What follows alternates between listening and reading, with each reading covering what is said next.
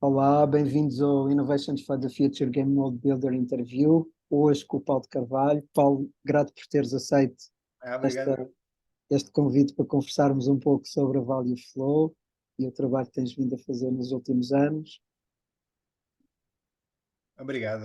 Eu é que fico muito contente de conseguir partilhar aqui. Já tínhamos tentado arranjar aqui horários para fazer isto funcionar, é hoje. Excelente, sinto-me contente com isso. Paulo, o que é Value Flow? Nas tuas palavras, o que é Value Flow? Isso é uma pergunta. Talvez eu não consiga contar sem contar um bocadinho da história. Value Flow, eu acho que alimenta uma série de perplexidades, talvez marcadas, a primeira marcadas por uma coisa que até fizemos em conjunto, que foi uma sessão no Alentejo a falar de financiamento alternativo.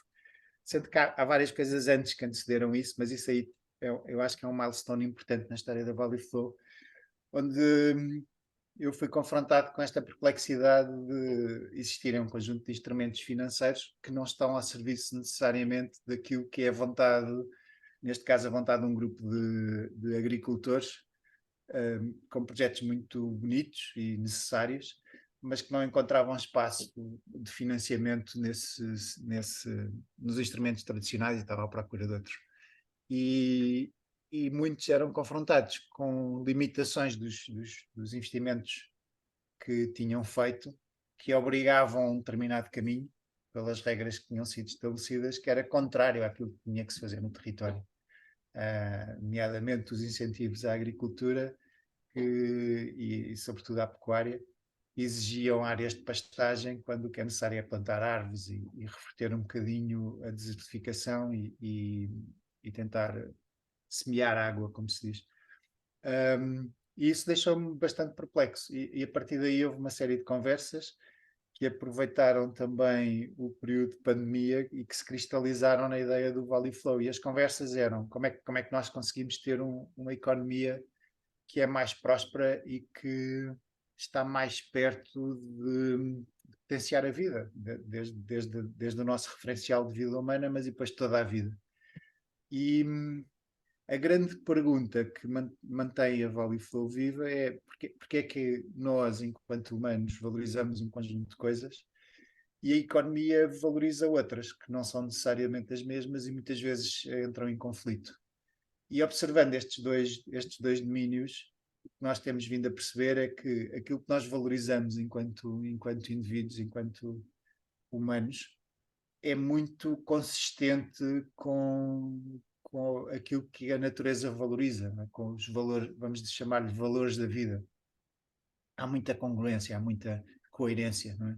São de facto um processo natural que nos integra nesse todo que é a natureza. E depois olhamos para a economia que está a valorizar outras coisas. Não é? Esse conflito, essa tensão entre estas duas coisas é o espaço onde a Value Flow se posiciona. É dizer, ok, como é que nós conseguimos, de facto, valorizar aquilo que é importante para nós humanos e que eu acredito que é importante para a vida, e como é que conseguimos uh, alterar, influenciar aquilo que é a economia de maneira a que isso saia valorizado, não é? Reconhecendo que há um benefício, não é? Que de facto a maneira como nós evoluímos até agora tem uma série de elementos que necessitam de ser integrados e ser transcendidos, para nós continuarmos este percurso de aumentar a nossa complexidade e prosperidade em equilíbrio com a natureza, que tem sido isso que temos perdido de alguma maneira. Portanto, essa é a pergunta central da Value Flow. Como é que estes Consegues, dois valores se aproximam? consegues dar um exemplo que mostre claramente esse gap que tu estás a falar entre aquilo que a vida humana valoriza e a economia? É, nós temos recolhido várias histórias dessas. Há uma que eu gosto muito de contar, que é a história da Irina, uma pessoa que esteve muito perto desta viagem, fazia parte do Universo Seeds, e contava a seguinte história. É a partir de uma das coisas que nós achamos que é essencial, está muito presente naquilo que é necessário para a vida humana, mas depois podemos arranjar outros elementos mais perto da natureza. Ela tinha duas tias, tem duas tias, e uma das tias trabalha em Espanha.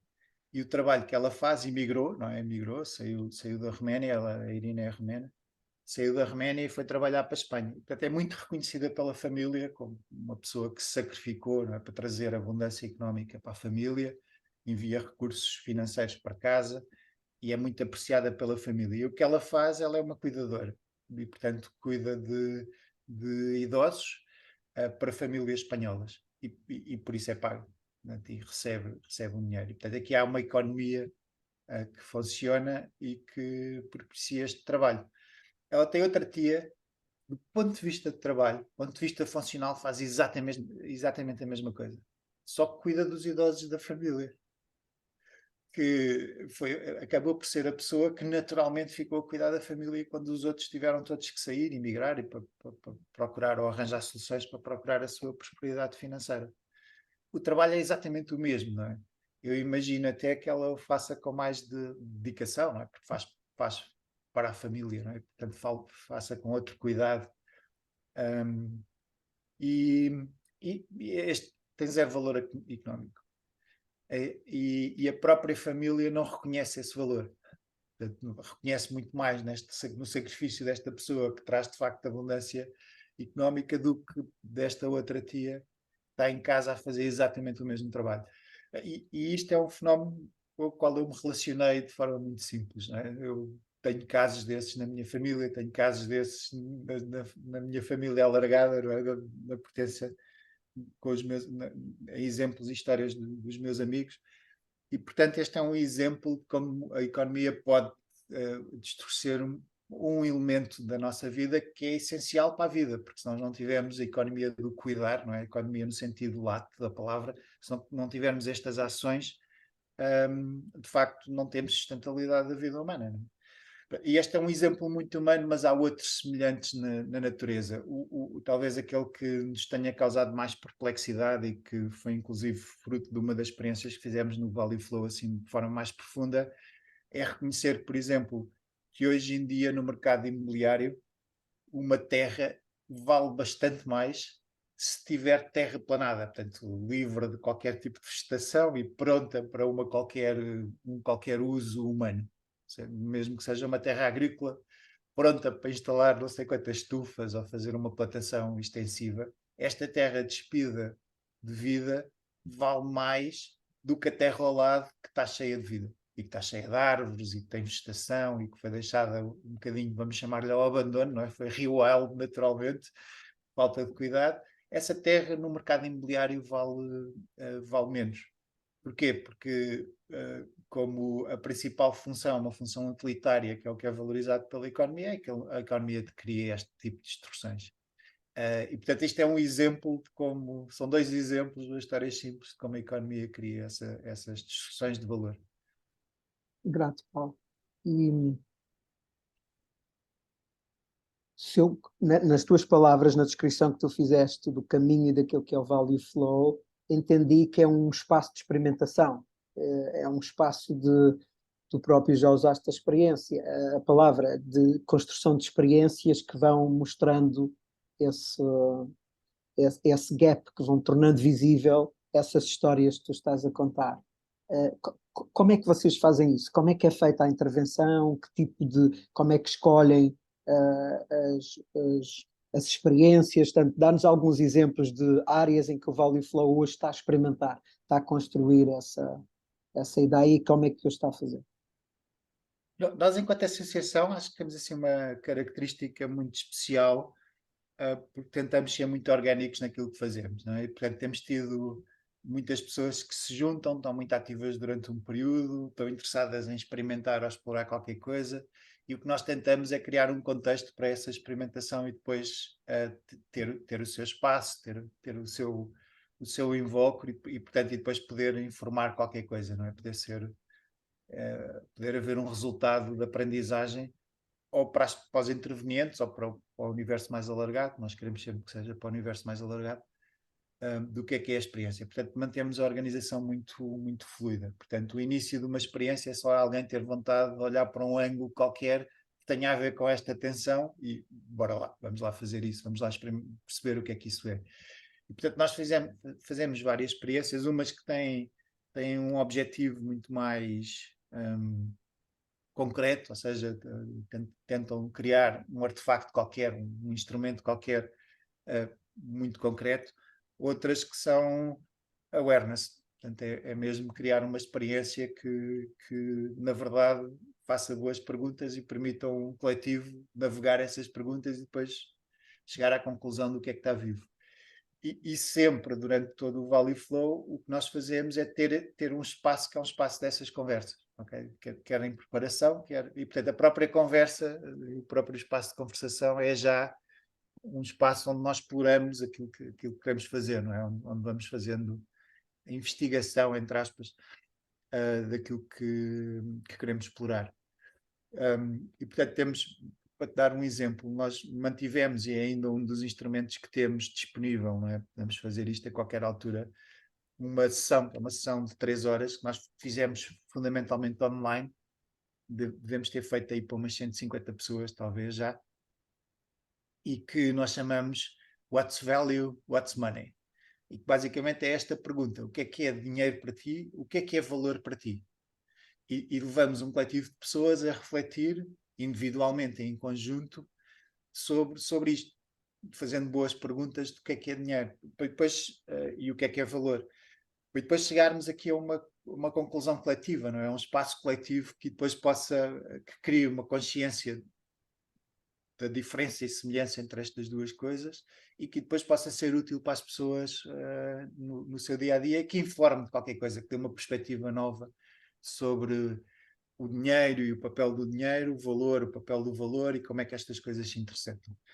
E é curioso, porque depois, enquanto laboratório, nós vamos vendo os padrões disto, não é? Ao fazermos isto com 150 pessoas, isso a nós informa-nos tremendamente de o que é que está aqui, quais é que são as nuances, não é?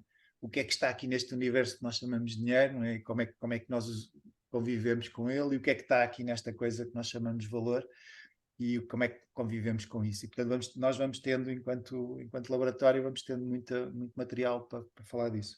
E depois temos coisas mais concretas. Por exemplo, uma das que nós começámos foi uma coisa que começou como um Regenerative Trust Fund, e, portanto, começou como a ideia que era muito congruente com a ideia da Terra Ágora, que era como é que nós garantimos que não continuamos a transformar a paisagem e a perder terra para funções que põem em questão a vida, pelo menos a vida de alguns ecossistemas. Como é que fazemos isso? E isso permitiu-nos ter uma série de conversas, porque foi sempre, embora houvesse a materialidade num objetivo, numa proposta de valor concreta, a proposta de valor foi alterando à medida que as conversas se foram dando. Não é?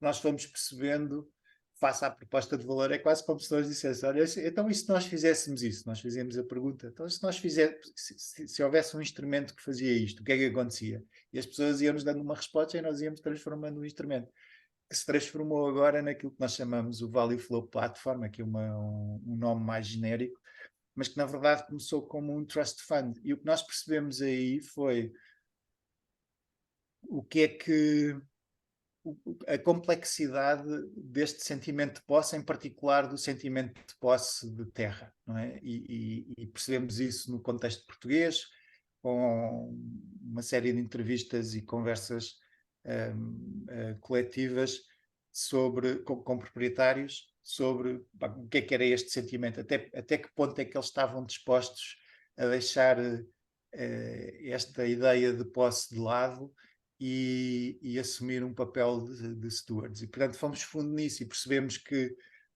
haveria alguns que estão muito disponíveis para isso, até compraram as suas terras já com essa ideia de serem stewards e não com a ideia de posse, mas, na verdade, há uma complexidade muito grande no conceito de posse de terra, não é? E isso a nós, e depois estimulou-nos a irmos atrás à história e perceber, mas espera lá, como é que esta coisa da posse de terra na verdade aconteceu? Como é que isto surgiu? E portanto, isso agora dá-nos um entendimento muito grande do que é este conceito da posse de terra, onde é que ele surgiu e que complexidade é que ele encerra, não é? E ao sabermos essa complexidade, nos dias que correm, nós sabemos gerir melhor todo o gradiente de propostas que, na nossa perspectiva, podem ajudar a restabelecer uma relação diferente com a terra. Não é? Porque uma coisa que nós nos apercebemos e que está presente em muitas das nossas relações é quase esta contradição, se tu quiseres. Para o conjunto de agricultores com quem nós falamos, a terra tem um simbolismo emocional tão grande que muitas vezes tem traumas associados que as pessoas nem sequer percebem, nem sequer têm consciência disso. Não é? Elas querem fazer qualquer coisa na terra, mas quando nós começamos a perguntar, então, mas o que é esta terra? Essa terra muitas vezes é o fruto da herança, é o fruto de muitos sacrifícios dos pais, dos avós, etc, etc. E, portanto, acaba por ser a única posse que a família tem, não é? Que representa o legado da família. Liga-se muito à conversa do Claudiano de legado, não é? Ela representa esse legado e, portanto, tem uma carga emocional e uma complexidade muito grande nesta linhagem familiar, não é? Nesta construção familiar. E, portanto, há essa complexidade. Ao mesmo tempo, a posse da terra, enquanto introduzida, objectificou a nossa relação com a terra. É? Permitiu-nos, eu aqui, algures no mundo, comprar uma terra que está algures no outro lado, que eu não faço a mínima ideia o que é, e trato aquilo como um papel que certifica que eu sou dono, não é? Sem eu perceber exatamente o que é que está por trás. Então trato esta minha relação passa a ser uma relação que objetifica aquela terra que está a algures no tempo. E, portanto, perceber estas nuances à volta da terra permite-nos, quando fizermos uma proposta, fazermos uma proposta consciente deste gradiente de relação que nós humanos temos com a terra e, portanto, capaz de perceber, de abranger mais, de ser uma proposta mais válida para todos estes gradientes de relação. Portanto, isso faz parte, é uma da experimentação que é muito intuitiva, se tu quiseres, mas que depois ancora em muita informação que eu diria, que é muito útil para quem desenha este tipo de soluções e acaba por ser assim que nós funcionamos. E funcionamos muito por paixão, ou seja, há um conjunto de pessoas para quem este tema da relação com a Terra é muito atraente, então juntam-se em conversas, ajudam na exploração, ajudam a fazer os questionários, as perguntas, interessam-se por isso, se calhar têm a sua própria terra e experimentam na sua própria terra. Até é um bocadinho assim, organicamente, que a proposta de valor da Value Flow se vai dando. E tu, portanto, a Value Flow, tu disseste já que é uma associação e apresenta-se como um laboratório social. Fala um pouco mais da equipa. Tu tens usado o nós. Portanto, como é que equipa é essa? Também já deste essa ideia que é uma equipa muito que está dependente dos temas, que vem e que sai, que tem algum movimento, não é? Então, fala um pouco da equipa, como é que vocês se organizam, como é que esse trabalho é feito de forma cotidiana, regular, não é? Sim, olhando para o presente, se calhar, nós temos uma equipa, deve ter um core de umas 8 pessoas. Terá um core mais limitado, mas deve ter ativas umas 8 pessoas, com perspectivas muito diferentes, vidas muito diferentes, portanto, muito diversa entre si, mas que se mantêm vivas em conversas regulares. E depois, assim, um universo mais alargado, diria de umas 20 pessoas, essas sim flutuam conforme a conversa, estão mais ou menos presentes. E ao longo do tempo fomos tendo a participação de pessoas que estiveram mais ativas em determinado momento, e depois fizeram um bocadinho um stepping back, questões que têm a ver com a sua vida, mas que em qualquer um dos casos nós sentimos que mantêm um bocadinho a ideia do Value Flow no coração, não é? Portanto, não saíram tipo, epá, estou farto desta dinâmica da associação, que acontece muito em associações e para isto não vai a lado nenhum. Não, eu sinto que têm todas assim a ideia, a semente do Value Flow e a pergunta, não é? A pergunta que nós estamos a fazer no seu coração. E, portanto, de alguma maneira estão também a explorá-la, diria.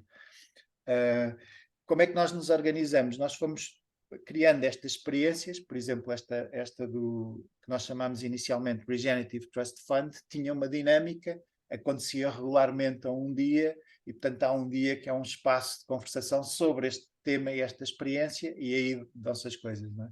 Esta experiência foi talvez a mais longa e mais duradoura, que acabou por ter um convite a projetos piloto. Portanto, nós neste momento trabalhamos com projetos piloto que também têm a sua dinâmica própria. Nós temos assim uma rede de uns 12 projetos piloto. Eu diria destes, 4 estarão mais ativos. e que nos têm ajudado a desenhar o que é a solução. Não é? Portanto, nós fazemos uma co-criação do que é a solução, estamos a desenvolver uma solução tecnológica, portanto é o nosso laboratório, é o nosso teste da pertinência daquilo que estamos a propor e vamos trabalhando com eles. Ao mesmo tempo estamos a desenvolver uma metodologia para que isto faça sentido e, portanto, estamos a trabalhar com estes projetos nesse sentido. E, portanto, esse é um núcleo que está muito ativo. O outro núcleo que esteve muito ativo durante muito tempo e ainda continua anda em torno do Legacy Life. Nós juntámos-nos à conversa do Legacy Life que tivemos com o Claudier e mantivemos mais ou menos 3 sessões de 2 horas por semana, portanto 6 horas por semana, de conversa Legacy. Uma muito focada em o que é que são os conceitos deste Legacy e ficou cristalizada na criação de um white paper que neste momento está muito grande para ser publicado como tal, mas que vai depois ser transformado gradualmente no próprio site do Legacy. E algo que falava só especificamente de cada um dos conceitos, explorava os conceitos que nós estávamos a falar, quando falamos de Legacy falamos exatamente do quê, e depois uma aplicação prática numa coisa que nós chamamos o Legacy House, e que bebe no meu caso e no caso do Claudiano, de experiências diferentes, ele muito ancorado na experiência, no ponto de partida da Roménia, da primeira Legacy House, na verdade, e das conversas que antecederam e que ele explicou, no meu caso muito ancorado no Urban Forest, deu uma contribuição também para o Legacy House, e depois fomos juntando mais pessoas para esta conversa, para dizer, ok, como é que nós podemos pensar um edifício de maneira diferente para que ele seja um ponto de acupuntura de intervenção na cidade e que materialize aquilo que é o pensamento do Legacy House. Então o que é que ele deve ser? Não é? O que é que ele pode ser enquanto proposta? E portanto aí mantivemos estas conversas vivas durante algum tempo e as pessoas estavam... fomos convidando pessoas para terem esta conversa connosco, houve pessoas que se entusiasmaram e fizeram parte da equipa, houve pessoas que nós quisemos trazer mesmo para a equipa, e fomos mantendo este core vivo. E temos agora um terceiro flavor disso, porque uma das pessoas que está muito envolvida, faz parte, na verdade a pessoa que está comigo desde mais ativamente desde o início, a Telma Gomes, está comigo desde o início no Legacy, é uma das pessoas que fez a curadoria do Planeteers em termos de alguns dos convidados. O Planeteers tinha várias pessoas a organizar e ela ficou responsável por trazer alguns dos speakers. Ela conseguiu trazer os speakers de maneira que nós estivéssemos juntos durante a duração do Planeteers a ter uma grande conversa, porque nos inspiramos mutuamente. E desses speakers aconteceu aqui um encontro muito... Parece um daqueles encontros de pessoas que já se conheciam há muito tempo, não é? De outras vidas, com uma pessoa que desenvolveu um método que se chama Fluxonomia 4D, a Lala, que é um método que fez muito match com as coisas que nós estávamos a pensar ter enquanto metodologia quando aproximássemos um contexto. Então nós estamos a tentar montar outra experiência, que é uma experiência de dizer o que é que seria uma ativação legacy num contexto grande, não é? Numa cidade, num bairro, o que é que seria trazer este contexto de legacy e ativá-lo a partir de um ângulo em que nós misturamos uma ideia muito ampla de empreendedorismo com uma ideia muito ampla de regeneração. Então como é que nós podemos trazer um contexto em que usamos a capacidade e o agenciamento e aquilo que já está vivo num contexto, para o contexto, de facto, dar aqui um boost, não é? Com o seu melhor potencial, a sua melhor história. Mas estamos a tentar desenvolver essa metodologia e faz parte aqui desta colaboração mais estendida. É uma das maneiras do Value Flow se trazer para os contextos, não é? E depois trabalhar com as pessoas que já estão a trabalhar esses contextos, e estamos a tentar fazê-lo aqui no contexto de Portugal, estamos a tentar fazê-lo provavelmente no Fundão, que é um dos sítios que há vários ingredientes e várias sinergias que foram criadas e que nos parece ser um bom sítio para podermos começar. E é uma associação Value Flow com esta área de know-how que a Lala traz e com coisas que estão a acontecer no fundão, aqui em particular com uma incubadora de projetos de impacto social, que é a I3 Social. E, portanto, estamos a tentar ver aqui, temos um namoro que é lindíssimo, e, portanto, estamos a tentar ver se conseguimos traduzir esse namoro em coisas concretas para o território e que isso nos permita experimentar o que é ativar um ecossistema maior e como é que isso se faz, sendo que metodologicamente a Lala tem muita experiência de fazer isso e, portanto, nós acreditamos muito nesta metodologia. Ela pode ser combinada com coisas que andamos a explorar e, portanto, há aqui um match muito, muito rico. Quando tu falas, o tipo de orgânica que as equipas têm dá muito aquela ideia sociocrática, não é? Elas constituem-se, governam-se pelas pessoas que estão presentes em torno do seu drive, da sua vontade, não é? Da sua will, por mecânicas circulares, imagino, e muito autogovernadas, não é? Não há propriamente uma estrutura central a fazer o planeamento da coisa, não é? Portanto, entendido aquele movimento que tu fizeste, que foste falando, na forma como vocês se organizam.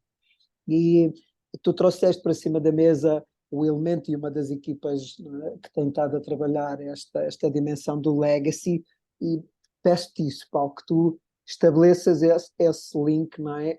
Portanto, navegando aquele gap entre os valores humanos e os valores da economia, como é que entra dentro da Value Flow esta ideia do legacy thinking? Como é que ele está presente? Como é que ele contribui? Como é que ele ajuda, navega, suporta esse gap, que é o grande gap de investigação do Value Flow enquanto Social Lab? Sim, eu acho que traz uma ligação muito, muito rica, desde logo porque em muitos dos processos, e talvez aqui seja a minha própria matriz, eu gosto sempre de tentar perceber os fenómenos a partir da sua perspectiva histórica, não é? Como é que o dinheiro foi criado? Onde é que ele nasceu? O que é este fenómeno do dinheiro? Não é? O que é este fenómeno do valor? Porque é que nós confundimos valor com dinheiro? Onde é que começámos a deixar de ter uma relação com a terra, que era uma relação de interdependência, e começámos a ser donos da terra? Quando é que isso aconteceu? E depois, para nós termos uma ideia do que é esta perspectiva, portanto, esta é a perspectiva olhar para trás, não é? Que é um dos elementos que o Legacy contém, perspectiva de entendermos o presente momento como um movimento que vem de trás, não é? Entendermos esse movimento, e um bocadinho na lógica do Social Processing Theatre, não é? Uma coisa do qual sou practitioner, não é? Se nós percebemos qual é o movimento, conseguimos perceber melhor, parece que quer ir para ali, ou vai para ali, ou está stuck aqui. E percebemos melhor qual é a sensação total, sistémica desse movimento. Nós já tínhamos isso, e tínhamos muito também esta perspectiva de, ok, mas o que é que então informa o futuro? O que é que informa o futuro? E para termos uma boa ideia do que era pertinente informar o futuro, nós começámos com a conversa do Legacy. Se tu quiseres, o Legacy funciona para o Value Flow como uma bússola. Né? Como é que eu consigo navegar a complexidade que eu tenho? O que é o meu referencial? Onde é que eu me ancoro? E qual é a conversa que me vai ancorar? E no caso do Value Flow, isso é absolutamente pertinente para eu perceber em cada momento a que é que eu estou a dar valor e porquê. Né? E é muito engraçado que a própria palavra valor, tanto em português como em inglês, não é? Provavelmente a origem, há um traço comum de origem epistemológica da palavra. Valores e valor confundem-se, não é? A mesma palavra. Para valores e valor. E nós achamos que isso não é inocente, não é? Não é uma confusão ingênua. É uma confusão de essência. E, portanto, é um bocadinho essa pergunta que nós estamos a fazer. Mas para perceber, nós temos que contextualizar neste invólucro maior que é o legacy. Porque o legacy faz uma pergunta muito simples, e por ser muito simples é muito boa, porque eu acho que poucas pessoas podem ficar indiferentes a ela, porque é fácil de entender, que é, nós deixamos sempre um legado. Somos conscientes ou não desse legado, e qual é? Qual é o legado que cada um de nós deixa? E esta pergunta é muito simples. É uma pergunta que qualquer pessoa se pode relacionar com ela. Não é? E então isso é parece-nos uma boa pergunta de bússola, de compasso, não é? Que guia. Qual é o legado que queres deixar, não é? Pensa em legado. E qual é o que queres deixar.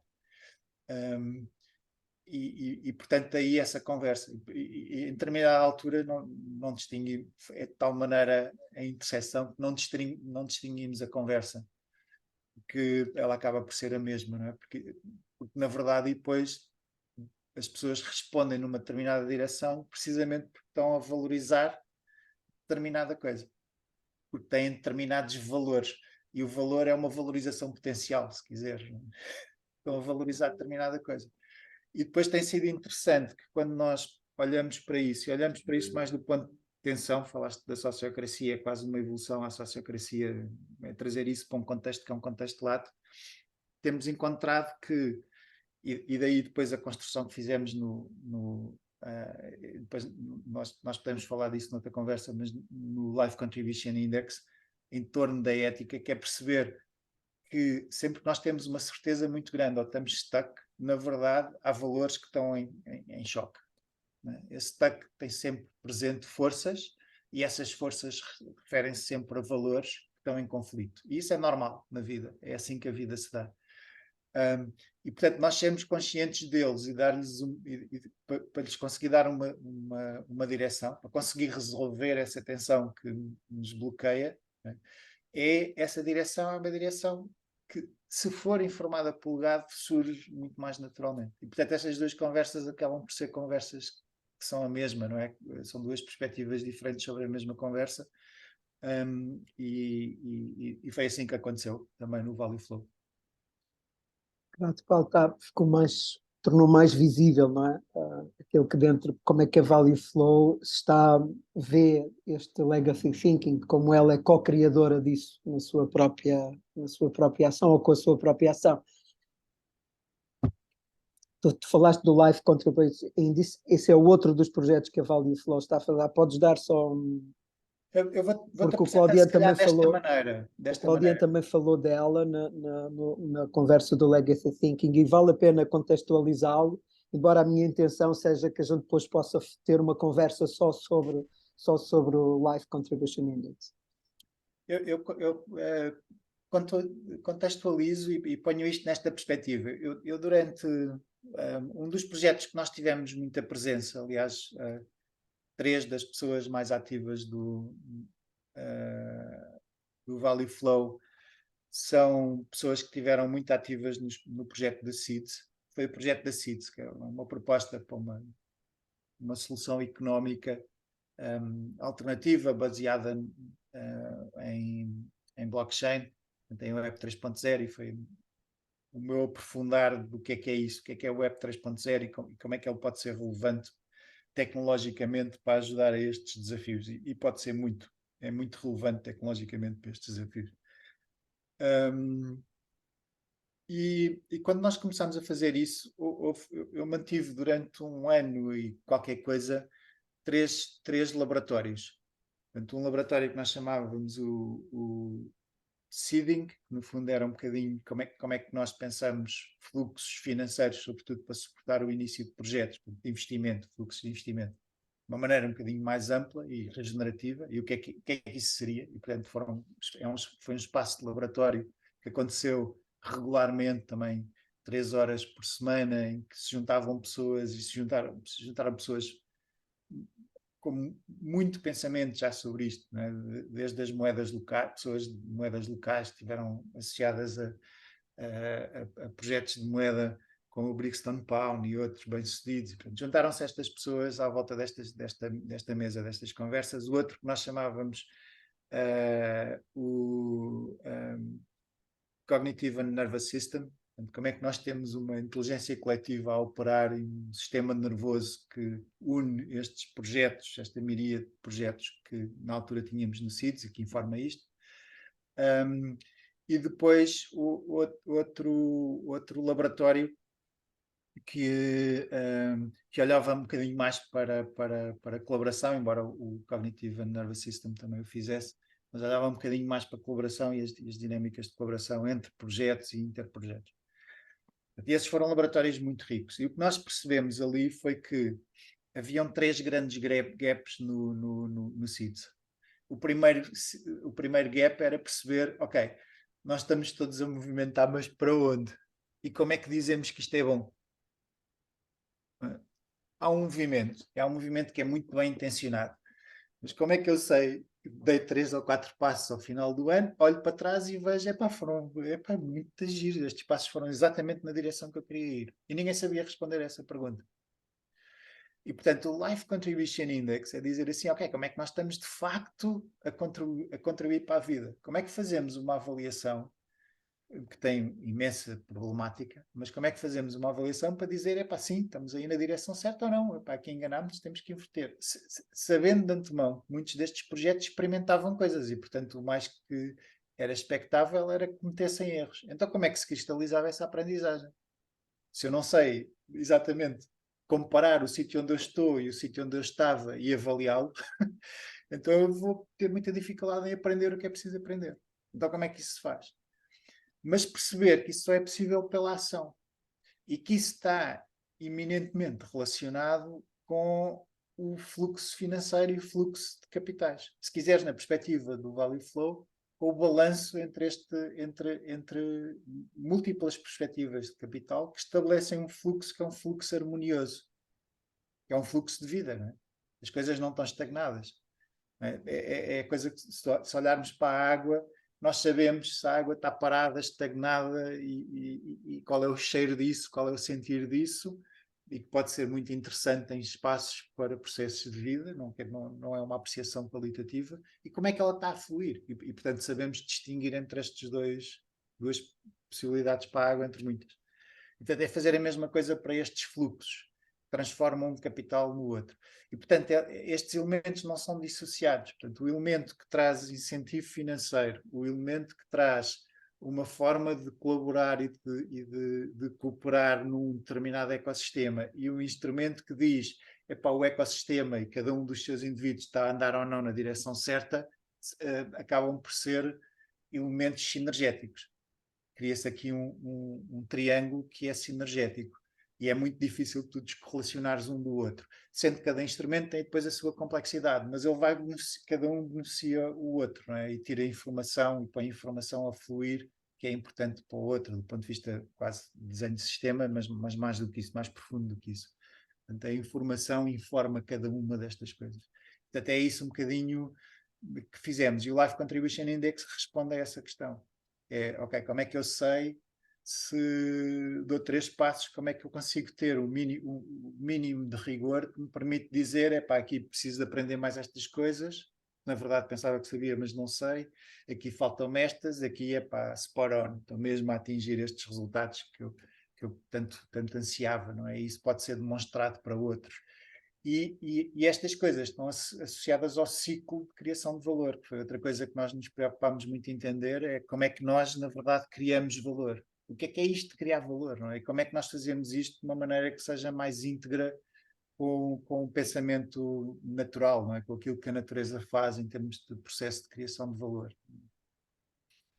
Grato, Paulo. Quando tu tens ao longo da conversa falado de diferentes, essa ligação à natureza, o que é o pensamento natural, como tu agora indicaste, foste deixando também alguns apontamentos, por exemplo, o Social Presencing Theatre. Portanto, isso tudo indicia que há um conjunto de teorias, metodologias que estão aí subjacentes e que a Value Flow usa como ferramentas, como instrumentos. Queres dar visibilidade de algumas? Eu sei que tu usas a teoria U e que tens a base da teoria Sim. U. A sociocracia aqui será mais a sociocracia 3.0, ou se calhar evoluções a partir dela. Que outros elementos, que outras estruturas metodológicas tens convidado para a Value Flow? Tem convidado para a Value Flow? Também falaste ainda há pouco daquela metodologia da 4D, se eu não me falha a memória. Que outras metodologias é que vocês têm chamado e com que têm trabalhado, que ilustram um pouco, porque estando tu a trabalhar em edges de cultura, não é? nas fronteiras da cultura, essas metodologias também ilustram, porque são metodologias de edges, são metodologias que ajudam a estar ou a trabalhar nesses lugares. Portanto, podes dar uma pincelada ou duas sobre o tipo de ferramentas e metodologias que vocês estão a usar? Posso, e vou começar por fazer uma distinção, que é uma distinção importante. Nós o que tentamos sempre no Value Flow é usar ao máximo, e quando os próprios instrumentos não têm essas características, é usá-los como se tivessem essa característica, ferramentas que sejam ferramentas de awareness base. E isso vem muito, lá está, refere, é quase um meta, não é? De uma das ferramentas que nos informa bastante, que é a teoria U, como mencionaste. Portanto, essa teoria informa-nos bastante e ela é, se quiseres, a primeira, talvez uma das, para não dizer a primeira que eu conheço, pelo menos, que estrutura mesmo faz mesmo esta distinção entre uma ferramenta que é uma ferramenta que trabalha consciência depois das outras. Porquê é que esta distinção é importante? Porque muitas ferramentas impõem uma visão sobre o mundo. Dizem que o mundo, pá, eu percebi o mundo e entendi-o desta maneira e eu agora tenho uma maneira de aproximar o mundo, que não é exatamente como este ideal que eu criei aqui, é este ideal. E então eu vou fazer coisas que são razoavelmente prescritivas para fazer isso. Não é? E há outras que não, que o que te levantam são questões. É dizer assim, epá, como é que tu entendes o mundo? E porquê é que entendes assim? E então o que é que vais fazer para entender melhor onde tu sentes que não estás a compreender bem o mundo? O que é que vais fazer? E portanto estão sempre a tentar expandir e a tornar visível os pontos que não damos atenção, não é? Os chamados blind spots, aquilo que nós não conseguimos ver. E então como é que podemos olhar para lá e criar instrumentos para olhar para estes pontos e expandir aquilo que é o campo de possibilidades e também da nossa compreensão do que é que o mundo é. E, portanto, tentamos ao máximo usar ferramentas que tenham esta natureza. Portanto, a teoria U é uma teoria que nos informa. Quando olhamos, por exemplo, para a sociocracia, ela, do ponto de vista instrumental, tem instrumentos que são muito interessantes, mas nós tentamos olhar na perspectiva awareness-based. E o que é que isso quer dizer? Quer dizer que há coisas que a sociocracia apresenta e um leitor menos atento pode usá-las quase como uma receita. Epá, faz aquilo, pões aqui estes ingredientes, segues este processo e, pá, e tens este bolo à saída. E nós achamos que isto é redutor. E então o que tentamos fazer é, ok, perceber os mecanismos, mas usá-los com um entendimento que é de um nível superior, quer dizer, ok, há boas ferramentas, é preciso fazer um match da ferramenta e do problema, e podes usar esta ou aquela. Não é? Portanto, é um bocadinho o que está subjacente também na própria construção do Life Contribution Essa, Index. a partilha que tu estás a fazer já é sobre a sociocracia 3.0 ou sobre a sociocracia... Já é Ok, sobre é só a para sociocracia concretizar. É isso, 3.0. grato. Aliás, porque eu pessoalmente tenho uma experiência de viver durante a AIFA, que é a organização que desenvolveu o CIDS, é uma organização que adotou a sociocracia 3.0, com pessoas que estiveram muito próximas da sua criação. Tivemos no Cognitive and Nervous System, nós tivemos muita conversa à volta disso e, portanto, chegámos aqui a um bom entendimento do que é que são as virtudes, mas também o que é que são as limitações. E então o que é preciso fazer a seguir e como é que nós pomos isto na caixa certa, não é? Para depois trazer como uma ferramenta do toolkit.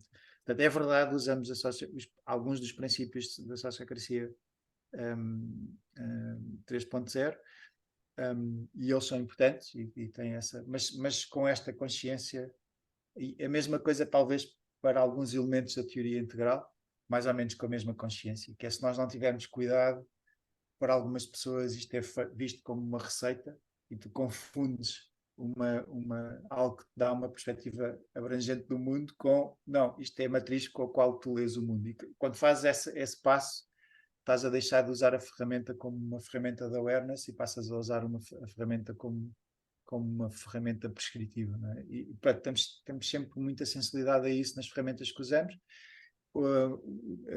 Tivemos muitas conversas com pessoas do ProSocial e o ProSocial é uma ferramenta de awareness base sobre colaboração, talvez a melhor para falar de colaboração, é uma ferramenta que começámos a integrar.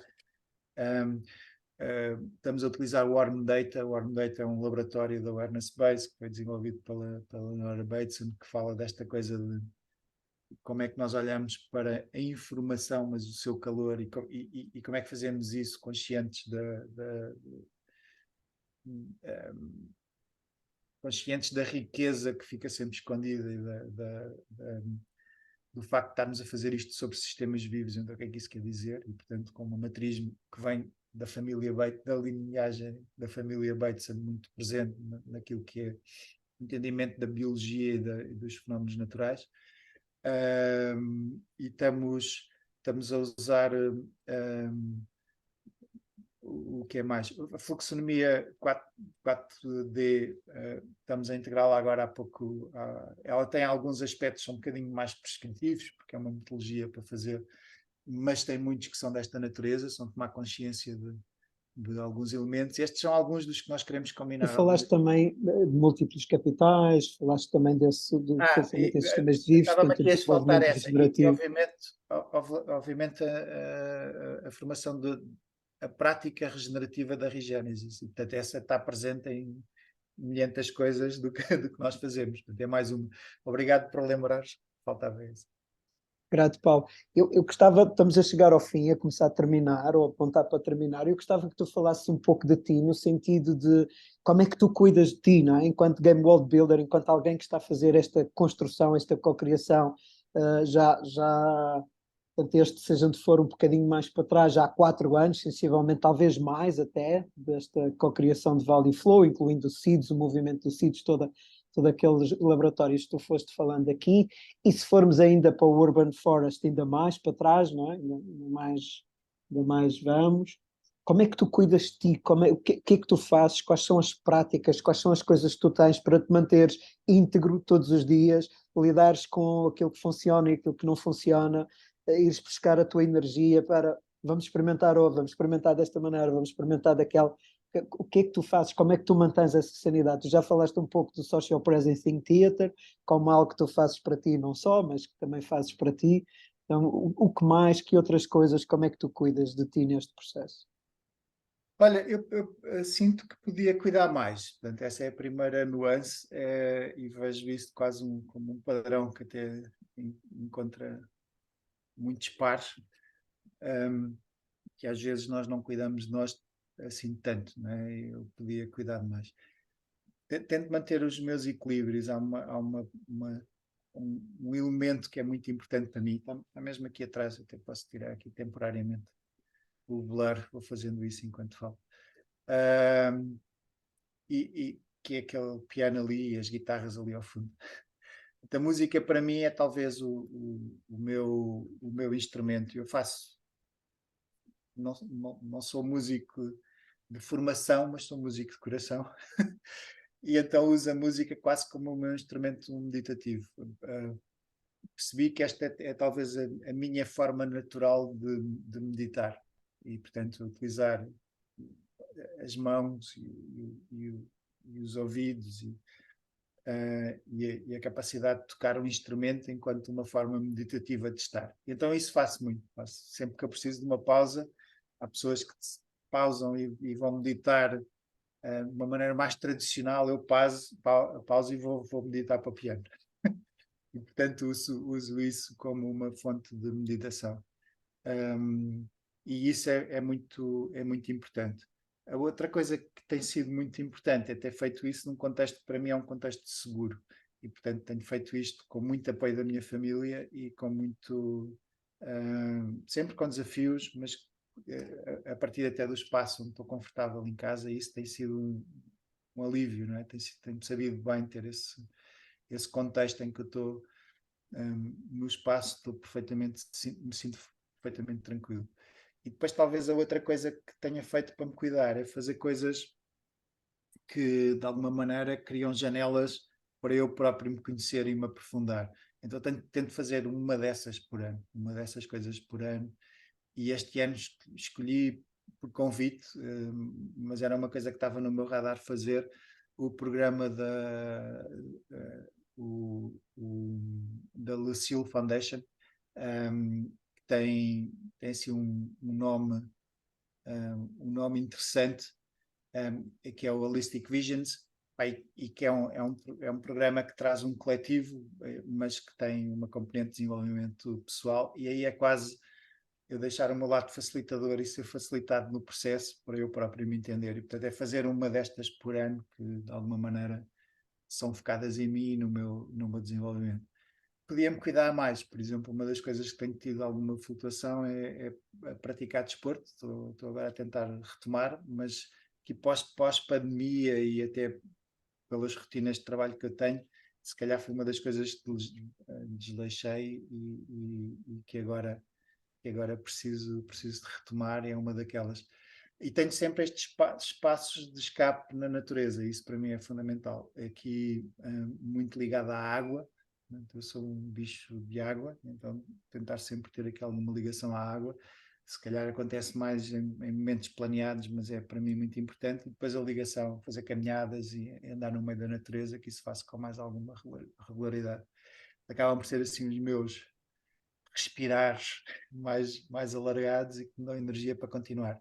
E finalmente, ter sempre uma qualidade de conversas e de pessoas para quem conversar.